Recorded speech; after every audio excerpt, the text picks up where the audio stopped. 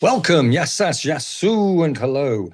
I am Amigo Darren, your host, and welcome. Welcome to the Amigos of Pafos FC video podcast. Tonight we're going to be talking about last night's match between Ethnikos and Pafos FC, bottom of the league versus, third place, I think we were. And we'll talk about that in a minute. Before we get going about that game, though, a little mention about the Champions League on Wednesday evening. How could we not mention that?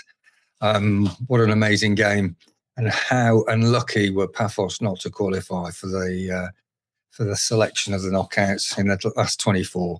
We missed out by maybe one or two goals, and oh my goodness me, what a game! So well done, Pafos, in Champions League. One thing I did pick up on, though, in the Champions League, we played with four at the back. And yes, we look more solid. Yes, we look more comfortable. That said and done, though. I mean, it was still 1-1 when their player got sent off, and then we started scoring goals. So I'm not too sure what the tactics were on the night. We had to go out and attack, obviously. We had to score goals, and we did. But we scored the goals because they had one man less. It was a lot tighter before that man got sent off. It was 1-1, and they were making it hard work for us. But I mean, we triumphed in the end, but I'm not too sure whether it was down to Albert Salady's tactics were correct or not. But we do seem to be a bit more of a solid team, four at the back, than we do when we play three at the back. He's been in charge, and all the league matches he's played three at the back, and we've lost every match. So let's have a look at snippets of the match from yesterday, and we'll discuss, because we went 1-0 down within 6 minutes. Let's have a look.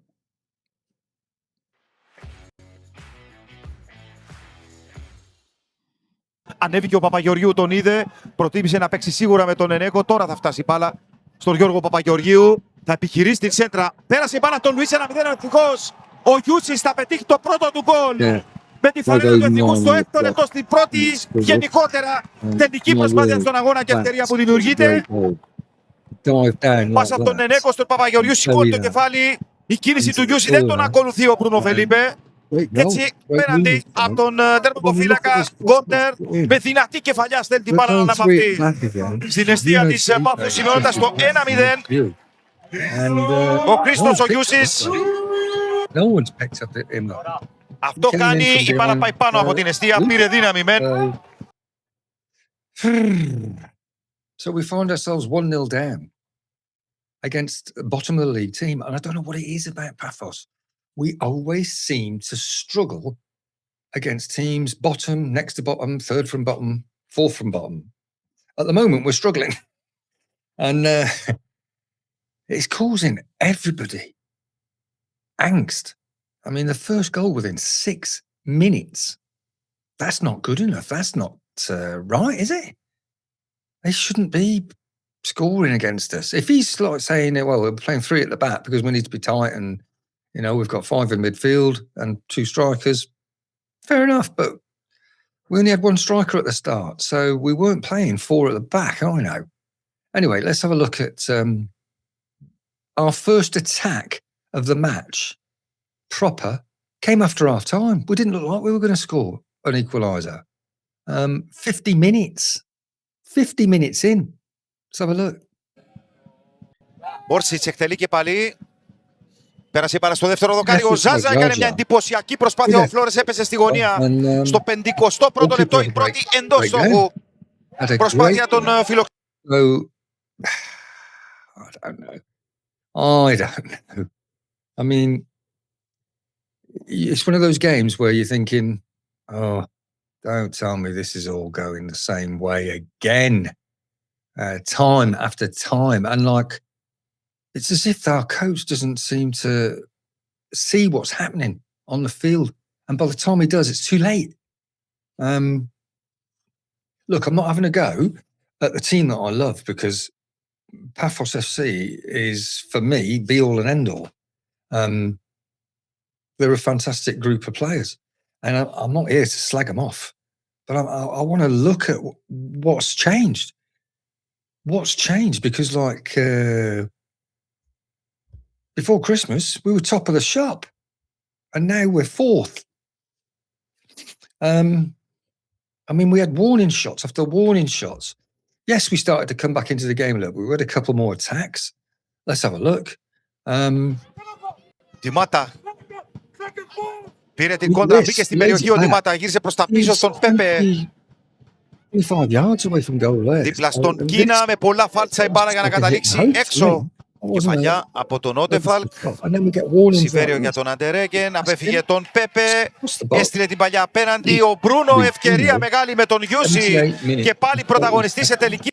That could have and should have been on target at least, and that would have caused us a lot of problems. And 2-0 down at 78 minutes or 79 minutes, we're going to be struggling. And I would not be surprised if Ethnikos Achna would quite happily have just shut up shop and kept us out. Because, well, I didn't see us really in open play look like we were going to score. And yet we'd brought on Di Matta, and Anderson stayed on, obviously. And so we had two strikers on the pitch, and we couldn't bury the ball in the back of the net.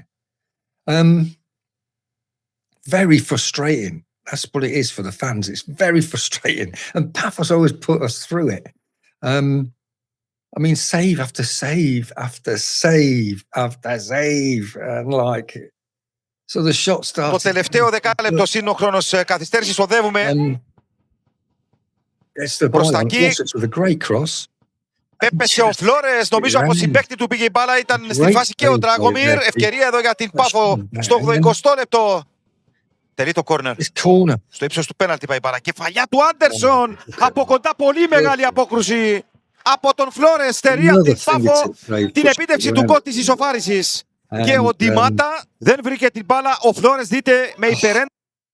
I think to myself, what the hell is going on? We just couldn't finish it. And like, when you see saves like that being pulled out of the bag, you're thinking, this is not our day. It's not happening. With the early kickoff, I was hoping to be celebrating the win till the late hours of the night. No, it didn't happen. Because even though we came back, and we did come back, and it was a great goal by Lucasen. Here it is. Have a look at this. Μετά την εκπληκτική επέμβαση, νέα κεφαλιά και να το γκολ. Yes, boy. Η Πάφος φτάνει στην ισοφάριση. Ο Λουκάσεν στη δεύτερη του προσπάθεια τα καταφέρνει. 1-1 στο 83ο λεπτό. Αφήνεται από τους αμυντικούς του Εθνικού να κάνει αυτή την καρφωτή κεφαλιά στο ύψος του πέναλτι και να στείλει την μπάλα στη δεξιά γωνία του Φλόρες, ο οποίος σε αυτή την περίπτωση ήταν αδύνατο να αντιδράσει. Νέα δεδομένα στην αναμέτρηση. At that time we're thinking, comebacks on the card. And like, we've got 10 minutes. Στατική φάση λοιπόν έδωσε τη λύση για την Πάφο που δυσκολευόταν να δημιουργήσει. Maybe we could win it. We could push and sneak a win. Not that we'd have deserved it after the first half performance and 10 minutes into the second. Oh my God. But you take what you can, as they say. And we were hoping that this was going to be. But no, it wasn't to be. And not only was it not to be, you could see the difference from Wednesday night's football with 4 at the back and the passion involved, compared to 3 at the back and trying to use your heads. No, I don't mean by headers, but I mean using your grey matter. Look at this. Long ball. Παπαγεωργίου. Πάει να δημιουργηθεί ευκαιρία για τον Εθνικό απέναντι. Είναι μόνος ο Γιούσης, προλαβαίνει τον Κόρτερ, ο οποίος κάνει την... And, I mean, that should have been buried. That should have been buried. By their striker, but it was only for Jay Gorter sprinting off the line and recognising the danger as the pass was made that we were able to stay in that game. But just goes to show we're free at the back. Your midfielders are looking over their shoulders like all the time because they're nervous about these long balls because there's plenty of space. There's loads of space in when you're playing three at the back out to the sides. And it only takes one slip like that and all of a sudden you've got 2 or 3 against 4. Not a good recipe. Albert, get it sorted. Do something because 3 at the back does not appear to be working for Pafos FC, in my opinion. And I'm not the manager. You are. So sort it out. That's what you paid the big bucks for, and that's what the fans want to get. Want to see. We do not want to be losing at bottom of the league. It's not good enough. Now this, oh my God, this last goal that they scored and won the game. I was looking at it and I was thinking, now is that foul play or is it clever play? Because the more and more I watch it, the more and more I think he knew what he was doing. I think he's had the ref over a little bit because he looks at Jay Gorta and puts himself in a position where he's going to obstruct him. But he stands still and drops his head down as if he's looking at the floor with his hands by his side. And initially when I saw it, I said, well, he hasn't done anything wrong. He just stood there. It's Jay Gorta's fault. And the goal got given. But the more times I look at it now, have a look at it. Let's have a see what you... Foul play or clever play?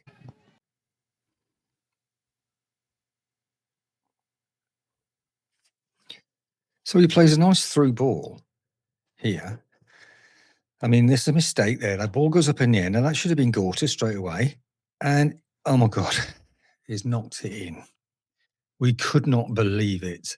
But the more and more I looked at this goal, the more and more I thought, do you know what? I think he knew what he was doing here, the attacker, because it'll show you now when he flicks it up. He actually looks at Jay Gorta where his position is and stops, but stands in his way. Look at his face. He looks at Jay Gorta, there he's got, and then stands and waits. Now, I don't know whether that's a free kick at the time. I thought it wasn't. I was like, well, he hasn't done anything. He's just stood there. But he stood in the way and he made no attempt to play the ball. So is that a foul? Or is that just clever play?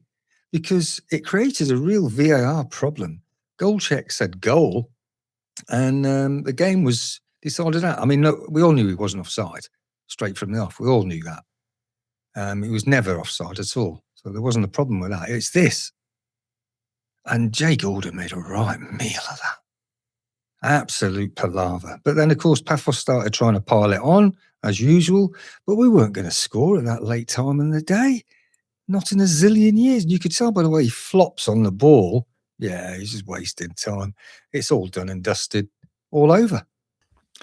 Done like a kipper. That's what they call it. Hey, look.